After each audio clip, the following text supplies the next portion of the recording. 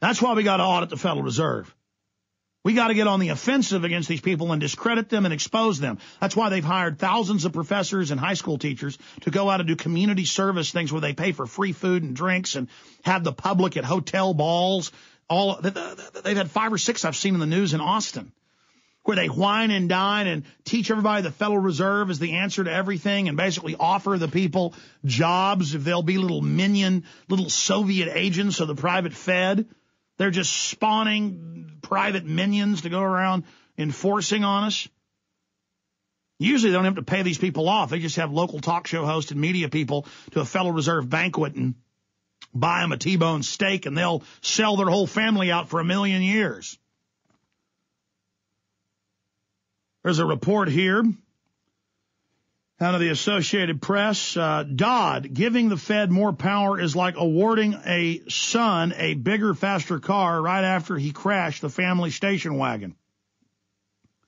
That's Dodd playing politics. Remember when Obama tried to burn Dodd and said Dodd was the one that had given banker anonymity and allowed money from the stimulus package to go to banker bonuses? And Dodd went, what do you mean? You signed the executive order and told the Congress to add that in there. You wouldn't sign it. And the White House said, okay, you're right, and backed off.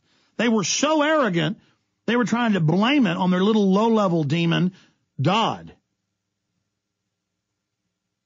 I have all these idiot Democrats send me emails going, oh, Obama, he's fighting the banker bailout. No, Tim Geithner ran the private New York Fed, the real Fed, the one that runs all the others.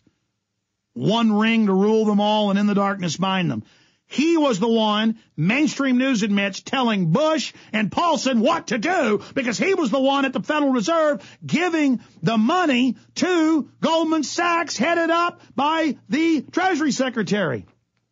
And now Geithner's on the news saying, you have got to give unlimited money and funding to the Federal Reserve. I advise you to give them unlimited power when that little bastard is a shareholder in the banks that own shares in the private Fed. When that little creature is the former chief executive officer of the key Federal Reserve Bank.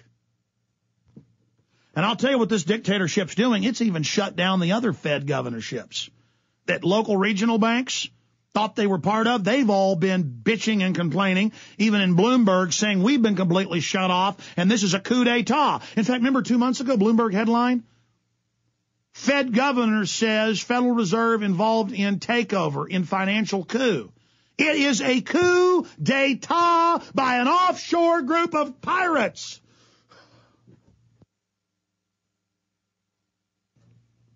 It is outrageous. It is just unbelievably outrageous. The chairman of the Senate Banking Committee, Christopher Dodd, quoted a critic of the plan to expand the Federal Reserve powers in the Banking Committee hearing. He said, like awarding a son a bigger, faster car right after he crashed the family station wagon. He added that he hadn't made a conclusion on the issue. So, see, he's acting like he's against it, but the bastard will vote for it. Watch. See, they'll act like they're against all this stuff. And then George Washington Blogspot says the critic is corrected. The Fed caused the Great Depression, according to Bernanke himself. The Fed largely caused the current financial crisis. The Fed creates new money out of thin air and then charges massive amounts in interest to the federal government, impoverishing the nation and stealing its wealth. And the Fed has refused to tell Congress and the American people where the trillions of dollars in bailout money are going. And then he has all the links. I love his writing. Everything's documented. So it's simple. Things are only going to get worse and worse and worse in the economy, and they're going to force you to serve them, work in their industries, in their police state system. They're converting us from manufacturing and jobs and farming to police state, and then they own the police state private grid. Period.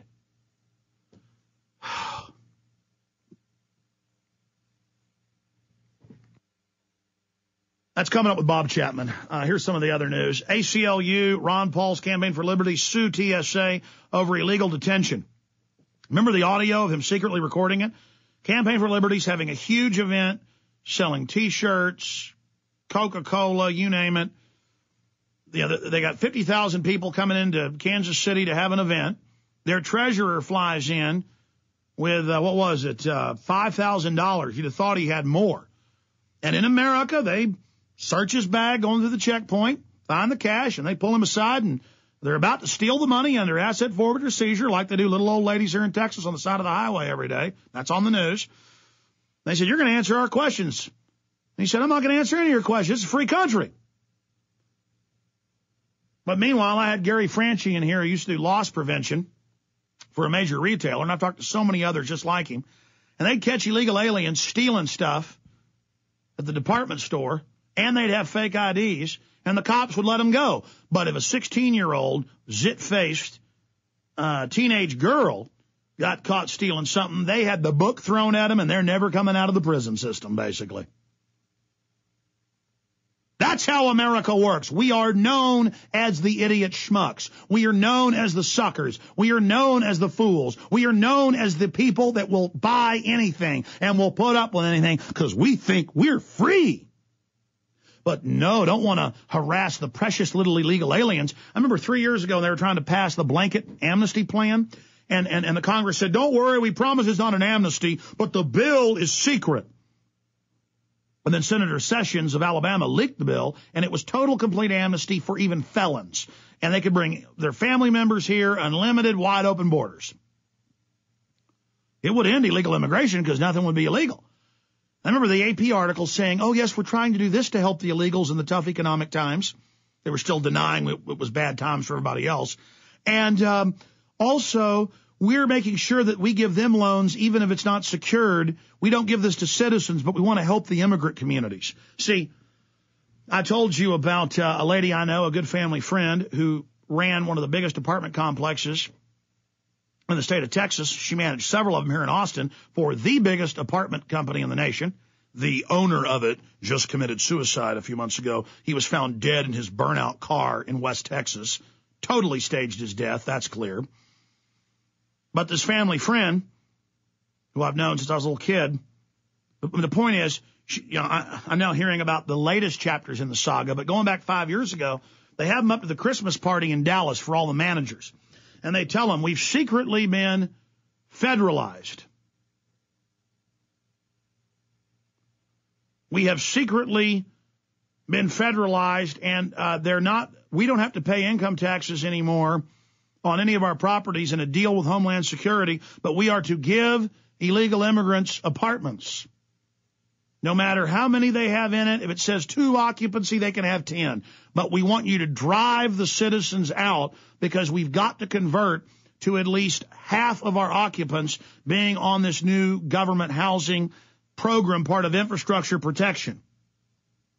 And she's telling me all of this, and I already knew about it, but here it was directly, where they get to do whatever they want. You want to shoplift? You want to drunk drive? You want to not have insurance? Red carpet. They're passing laws all over the country where license plate reading cameras scan your license plate. They're already doing it, but it feeds into software. And the day your insurance is out, you're going to get arrested because you're a fat, stupid slave, land of the cowards, home of the yellow bellies that'll put up with anything. But an illegal alien gets pulled over, red carpets shoot out in front of them. You want houses and don't have credit? You got it. You want to be able to have 10 people in a efficiency apartment? You got it. You want to be above the law? You got it. You want to be able to shoplift? You got it. Because this is a criminal government. At the top, the bankers can steal, loot, rob. They want the illegals here to drive down wages, to blow out their enemy, the middle class. This is military warfare. Pressure from below, pressure from above. Got the bankers and the IRS throwing everything they got at the American people. Meanwhile, billionaires cannot be audited because they don't even allow the IRS to audit them, don't even allow case officers at that level. That's mainstream news. Half of Congress, AP reports, doesn't even pay taxes. It's all just a sickening joke of criminals running around everywhere, and they want the third world populations up here to blow out the wages and bankrupt America, so nobody had a chance, and so everybody had to go into debt to the credit cards, and so everybody would implode, and so both the mother and father had to work, so the kids would have to stay in school, past 3 o'clock, 4 o'clock, so the TV and the government could raise the kids so the parents wouldn't. And they've done a great job, and they've devastated us, and the public's a bunch of brain-dead animals who can't even hardly string a sentence together, and everything's collapsing and falling apart, and the New World Order using high-tech psych warfare and economic warfare has devastated the nation, and now they're rolling in with a completely engineered depression to bring in a hardcore tyranny and mop up the operation. And they're shifting the entire military over to Skynet. And that's not from the 1984 movie with the Terminator Arnold Schwarzenegger. The script writers from that got all of that from Pentagon battle plans for Skynet, GroundNet, SmartNet, Smart Dust.